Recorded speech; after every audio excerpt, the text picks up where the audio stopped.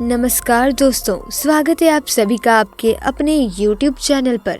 दोस्तों, आज की इस वीडियो में मैं आपको एक ऐसी चमत्कारिक घटना बताने वाली हूँ जो उत्तर प्रदेश के एक छोटे से गांव खेड़कर की है। दोस्तों, ये घटना कोई काल्पनिक घटना नहीं बल्कि सत्य घटना पर आधारित है। तो चलिए जान लेते हैं। लेकिन दोस्तों, इस घटना को बताने से पहले जो भी महादेव के परम भक्त हैं वो पूरी श्रद्धा से सच्चे मन से कमेंट सेक्शन में ज़रूर लिखें जय शिव शंकर, ताकि भगवान शिव की कृपा आप पर और आपके परिवार पर सदैव बनी रहे। दोस्तों, एक नागमणि एक इच्छाधारी नाग नागिन को बहुत ही ज़्यादा शक्तिशाली बना देती है। परंतु कहते हैं कि कार्तिक पूर्णिमा के दिन एक साधारण नागिन भी बगैर मणि के विशेष शक्तियाँ पाती है, परंतु वो शक्तियाँ सिर्फ उसी पूर्णिमा की रात तक ही उनके पास होती हैं। इन शक्तियों के सहारे नागिन कोई भी रूप धारण कर सकती है, कोई भी आकार ले सकती है, कोई भी भारी चीज़ उठा सकती है। दोस्तों, नाग नागिन महादेव शिव को ही अपना आराध्य मानते हैं। कई हजार वर्षों की तपस्या के बाद नाग नागिन को इच्छाधारी नागमणि की प्राप्ति भगवान शिव द्वारा प्राप्त होती है।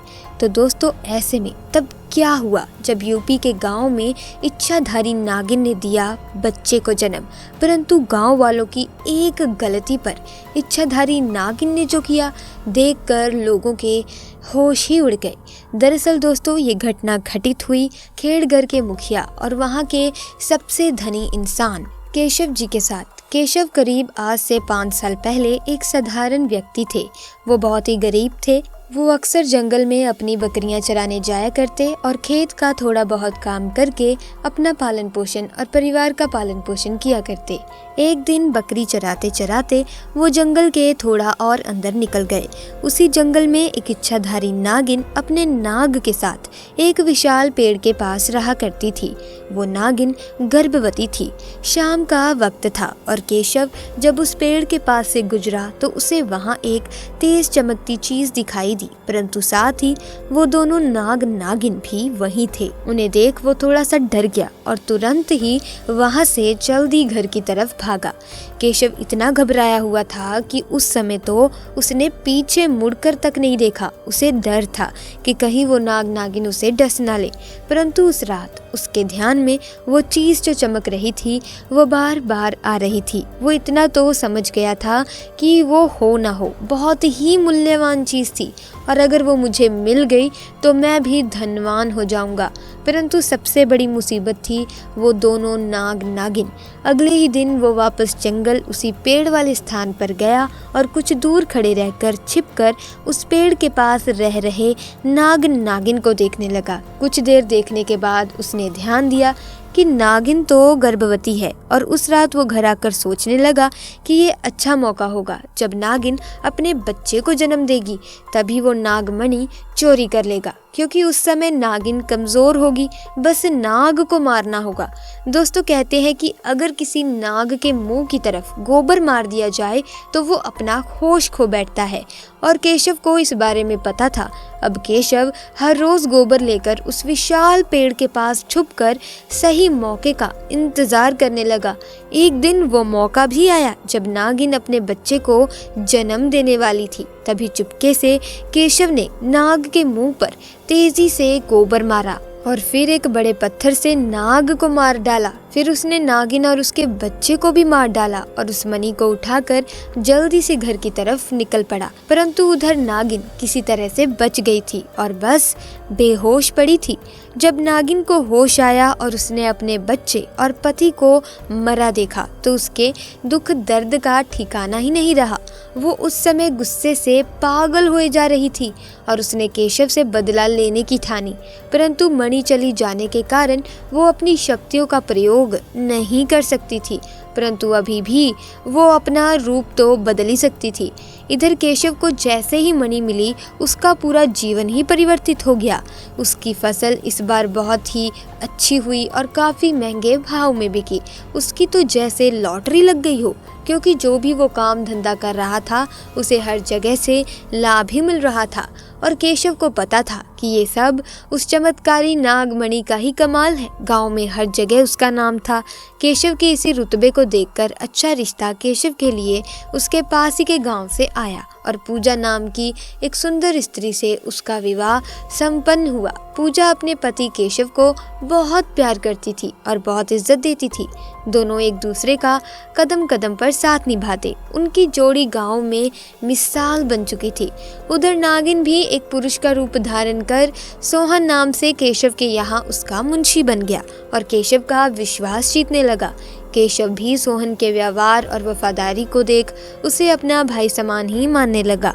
एक दिन पूजा अपने पति केशव के पास आती है और बताती है कि तुम पिता बनने वाले हो, मैं गर्भवती हूँ। ये सुन केशव की खुशी का ठिकाना नहीं रहा। उस दिन वो खुद अपने मुंशी सोहन के पास गया और बोला कि देखो सोहन, मेरा कोई भी भाई नहीं है, ना छोटा है ना बड़ा है, परंतु जब से तुम्हारा साथ मिला है तुम मेरे सगे भाई से भी कहीं अधिक बन चुके हो। आज मैं बहुत खुश हूँ। मैं तुम पर आंख बंद करके विश्वास कर सकता हूँ। इसीलिए आज मैं अपनी पत्नी और तुम्हें एक खास जगह ले जाना चाहता हूँ, क्योंकि मेरा इस दुनिया में तुम लोगों के सिवा और कोई नहीं है। और वो अपनी पत्नी और सोहन को कार में बिठाकर गांव के एक कोने में ले जाकर कार एक छोटी सी कुटिया के सामने रोकता है और बताता है कि जब वो छोटा था तभी इसी कुटिया में उसकी माँ की जान उसे जन्म देते ही चली गई थी। उसके पिता तो पहले ही गुजर चुके थे।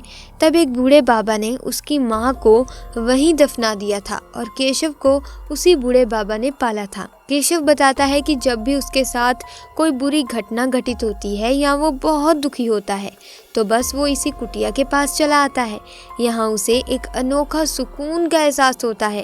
केशव आगे बताता है कि आज तुम दोनों को मैं इसीलिए यहाँ लाया हूँ क्योंकि तुम दोनों अब मेरी ज़िंदगी का अहम हिस्सा बन चुके हो। दोस्तों, ये सुन सभी की आंखों में पानी भर आता है। कुछ देर रुकने के बाद जब वे वापस पहाड़ी से होते हुए घर को जाते हैं तो अचानक से उनकी गाड़ी एक पहाड़ी के बड़े पत्थर से टकराती है और गाड़ी को जोर का झटका लगता है, जिसके कारण केशव तो कार में ही फंसा रहता है, परंतु उसकी पत्नी पूजा पहाड़ से नीचे गिर एक पेड़ पर अटक जाती है और उस पेड़ के ठीक नीचे ही बहुत गहरी खाई थी। दोस्तों, वो रात कार्तिक पूर्णिमा की ही थी।